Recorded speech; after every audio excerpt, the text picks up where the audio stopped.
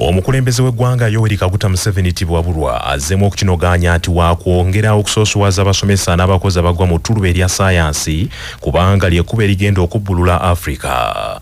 Museveni agambye nti embeera y'abafuzi b'amatwale gye baaleka mu baddugavu yabakuumira nnyo emabega songa n'abaddugavu balina amagezi agayinza okubayamba okwenoonyerereza ku byabwe ebiyinza okubakulaakulanya. Museveni agambye nti ekiseera eky'okwegayirira abazungu n'ebyabwe kyaggwako dda era akeekadde abaddugavu okwekolera ku nsonga zaabwe kwe kusalawo okusoosowaza ab'amasomo ga saayansi n'obuyiiya mu Uganda.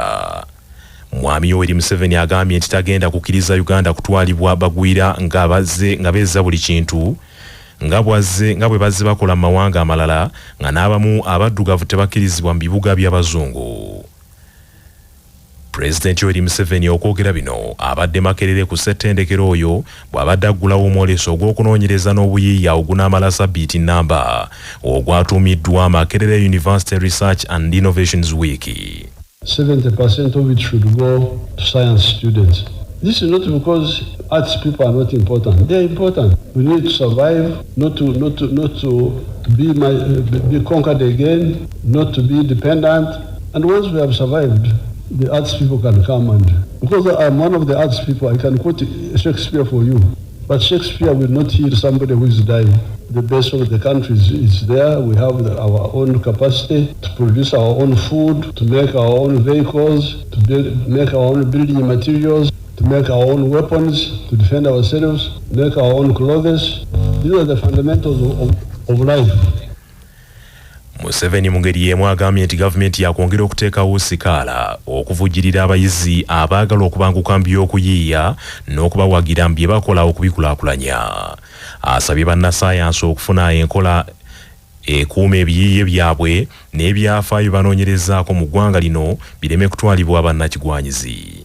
This practice of converting a herbivore into an omnivorous animal may not be a good idea, both scientifically but also doctrine-wise. Why do you want a cow to eat other cows and so on? So I think let's really have this in mind. We can discuss it more, but me, I would feel very comfortable if the goat, the sheep, the cow were fed grass.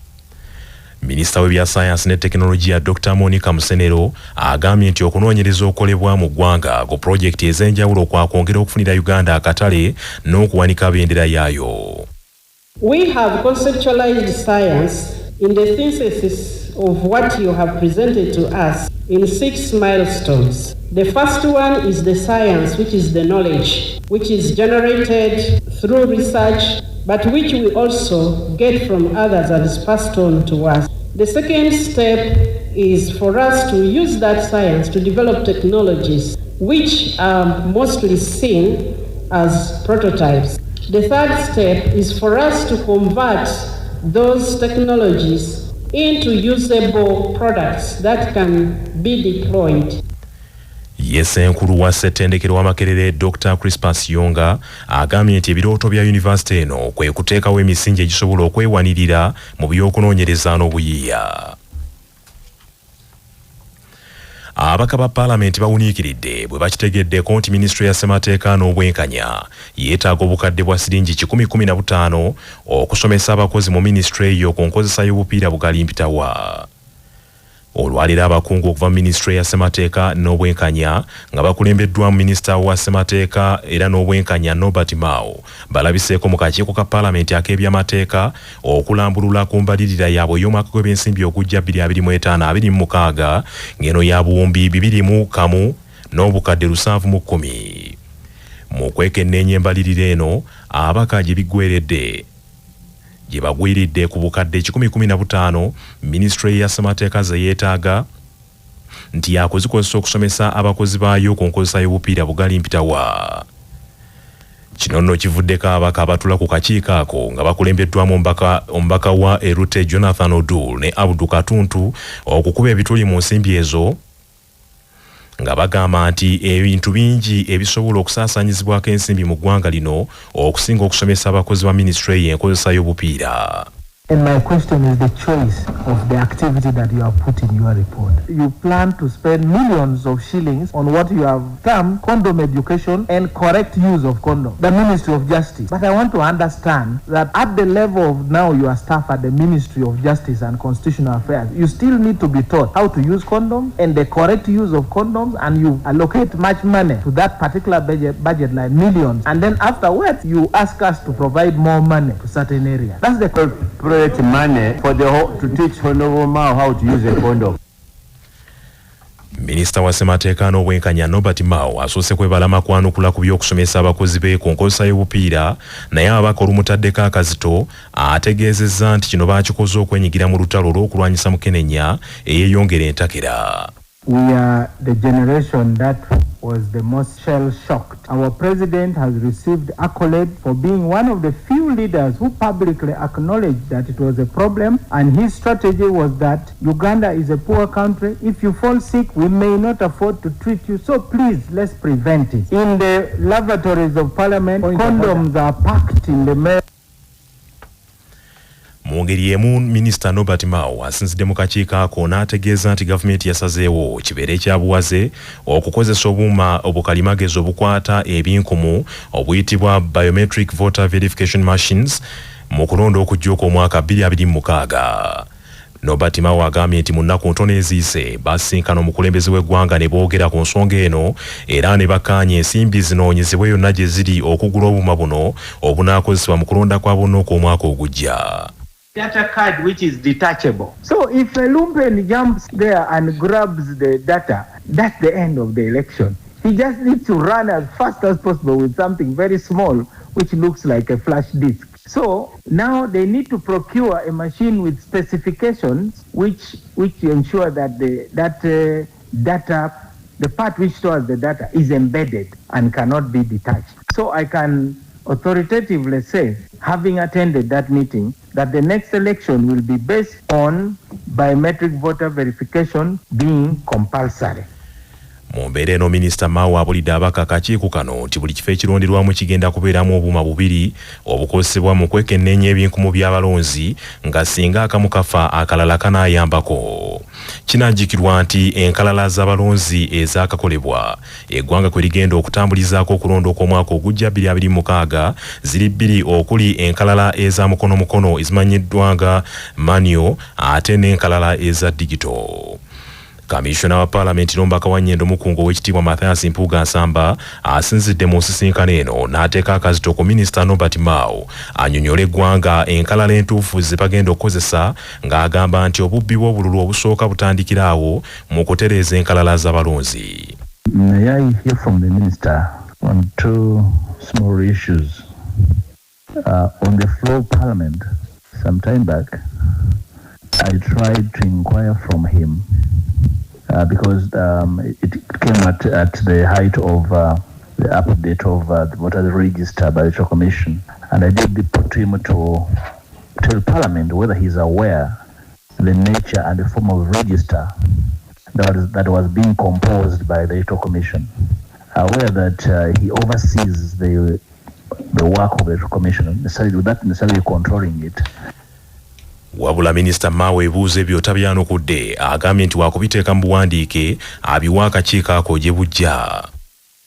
Manya obuvuna obuddo obw'eddembe lyo tonyigirizibwa. Ddembe lyo ery'obwebange. Ddembe lyo akutusibako na Habo mouthwash ly'eddagala ettuufu lyennagakasa mu kujjanjaba endwadde z'amannyo. Amannyo gakuluma gasannyalala senyesa nana naye weegendereza abafere tebakuguza kappa mu kutiya. Musange mu famasi zonna. Yakakasibwa National Drug Authority. Nga bali wamu ne langi wa Global aleetawo enjawulo ku bisenge. Weefunire langi ya Global ku hardware yonna ekuli okumpi. Global Paint, a reliable product. Nga bali wamu ne Baluswata Property Consultants batunda ettaka ku nguudo zonna eziyingira n'okufuluma ekibuga. Va mu by'ettaka lyakulukuta ennyumba ya kyama basange ku ofiisi yaabwe Kyengera opposite Orange City essimu 0704 80 1905. Musango okulemesa kooti okutuuka ku kinyusi ky'omusango nga munnamateeka Matovu Musa Kimirante bw'annyonnyola. Omuntu yenna singa ayitibwa okuwaako obujulizi bwawa mu musango ogumu ne yeebulankanya sinakindi n'agaana oba wajja n'agaana okukwata ebitabo ekimu ku bitabo ebitukuvu okugeza nga Kurani oba Bayibuli okubaako ebirayiro byakuba okutandika okuwa obujulizi. Abazzizza musango ogw'okulemesa obwenkanya mu kkooti oba ogw'okutaataganya kkooti okubanga erina obwenkanya bw'erina okutuusa ku abo ababwetaaga. Era omuntu oyo singa atwalibwa mu mateeka asobola okumusalira ebbanga eritakka wa mwezi gumu oba eritambuka mu mwezi gumu. Gavumenti efulumizza obuwumbi bw'ensimbi 111 n'obukadde 4 eri Ministry ya Kampala okumaliriza projekti eya Kampala n'emiriraano emanyiddwa nga Greater Kampala Urban Development Project, naye nga tewali nsimbi ziteekeddwa ku kukola emyala. Omutesiteesi omukulu wa Ministry y'ebyensimbi n'okuteekerateekera eggwanga Ramadhan Gobi bw'abadde afulumya embalirira eya trillion 19.79 ez'ettundutundu eryokuna eri embalirira y'eggwanga eneetera okumalirizibwa, ategeezezza nti Kampala n'emiriraano eweereddwa obuwumbi 111 n'obukadde 4 ekole ku nguudo zaayo. KCCA, we have provided 111.4 billion shillings to the city here, the Ministry of Kampala, Capital City and Metropolitan Area, so that we can be able to implement the Greater Kampala Urban Development Program. Mutundutundi nerifulumiziddwa kampuni y'eggwanga ey'amafuta eya Petroleum Authority of Uganda eweereddwa obuwumbi 6 n'obukadde 88 okwongera okukendeeza ku bbeeyi y'amafuta mu ggwanga. Ate akakiiko k'ebyokulonda kaweereddwa obuwumbi 94 n'obukadde 22 okuteekateeka okulonda okw'omwaka ogujja 2026. Ate amaka g'obwa pulezidenti gaweereddwa obuwumbi 196 n'obuwumbi 64 n'obukadde 64. Ministry y'ebyenjigiriza eweereddwa obuwumbi 209 n'obukadde 28 nga kuno kuliko obuwumbi 134 ezigenda okuyambako mu kwongerayo kaweefube w'okuzimba amasomero mu nkola ya seed schools. Ate amatendekero ga gavumenti gaweereddwa obuwumbi 110 n'obukadde 35 ate yo Ministry y'ebyobulamu neweebwa obuwumbi 303 n'obukadde 46. Ku zino obuwumbi 272 zigenda kukozesebwa mu programu y'okugema abaana omusujja gw'ensiri. Ministry y'ebyentambula n'enguudo yeesinza okuweebwa ensimbi ennyingi ng'efunye trillion 2 n'obuwumbi 110, wabula ng'ezisinga ku zino zigenda kusasula mabanja ku bakontrakita abaakoledde enguudo abaakolera ku mabanja nga bagenda kutwala ku trillion 1 n'obuwumbi 91. Okwongera okubunyisa amasannyalaze mu masoso g'ebyalo, gavumenti ekutaddemu obuwumbi 311 ate parish development model eteekeddwamu obuwumbi 529, obuwumbi 118 bugenze mu Uganda Development Corporation ate obuwumbi 18 bugenda mu Uganda Development Bank.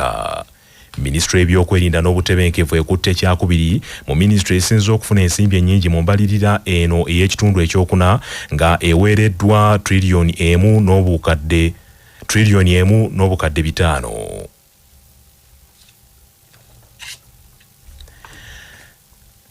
Minisita w'ebyobuwangwa n'ennono mu Bwakabaka w'ekitiibwa Dr. Anthony Wamala asabye abaddukanya ebifo by'ennono n'obuwangwa mu Buganda babikuume nga bya mutindo n'okubiddaabiriza bituukane n'omulembe okusikiriza abalambuzi n'abazzukulu okubyettanira.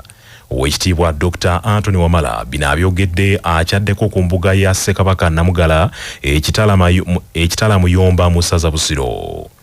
Owekitiibwa Wamala yeebazizza nnyo abaddukanya embuga eno olw'omutindo omulungi gwe boolesezza era nga yonna bagiyoyoose n'etemagananga mukene eteekeddwako n'ebbugwe olw'okwongera okunyweza ebyokwerinda. Abantu abavubuka ab'emyaka gino baagala malidaadi, tojja baleeta mukukuuzi olowooze nti banaabeerayo. Baagala ebintu eby'omulembe nga tebiswaza, n'olwekyo mwebale nnyo enteekateeka eno. Kino mukikoze bulungi. Sirowooza nti enzimba ey'omulembe nga gye mukoze wano wansi ne wasibwa tayiro nga tewali nfuufu, obutetenkanya buno laba amasengere bwe ganyumidde ku bisenge, ekyo tekifuumuula nnono nti ennono ejja kukola ki? Ejja kufuluma. Twagala twongere bwongezi kuyonja, buli kye tukola kibe nga kiyonjo nga kirungi. Abantu bonna bajja kujja. Oweekitiibwa Wamala asabye bonna abakuuma ebifo ebyobuwangwa n'ennono babikolereko ebintu ebivaamu ensimbi kitaase ettaka eryo ku basaatuusa abalibba entakera. Jjajjawo oli olulangira mu Bwakabaka omulangira Luwangula Basajja Nsolo asabye abalangira nabo okufaayo okukuuma ettaka lyabwe. Kubanga abalangira n'abambejja na bonna abatunda ebifo bino balina okwegwanyiza kituufu kya butonde n'okweyagaliza kirungi. Naye ate okwerekereza tubakubiriza mwenna kye kisinga. Twerekereze tulabenga ebifo bino bajjajjaffe nga beberekereza naffe tubyerekereza okubanga tubikuuma ku lw'abaana n'abo bonna abaliddawo era gwe mulimo olwawo gwe twatandika era nga n'enzimba abasinga mu girabe. Enzimba eno gye tutandise nayo twagala kulaba nga egenda mu bifo byonna ng'abazungu tebatuyigiriza buyigiriza mpisa mbi naye nga tubayigako okulaba nga tukuuma ebyaffe nga bwe bakuumye ebyabwe. Olwaleero tuleme kwenyuba era mbakoowola mwenna abaana ba Buganda n'abazzukulu ba Buganda okufaayo okulaba nga mukiika embuga kuba akiika embuga amanya ensonga. Yakulira ebyobuwangwa mu Myuka wa Kiso Kasiko Mutaasa yeebazizza nnyo abaddukanya ekifo kino olw'okukikuumira mu mbeera eweesa ekitiibwa Obwakabaka.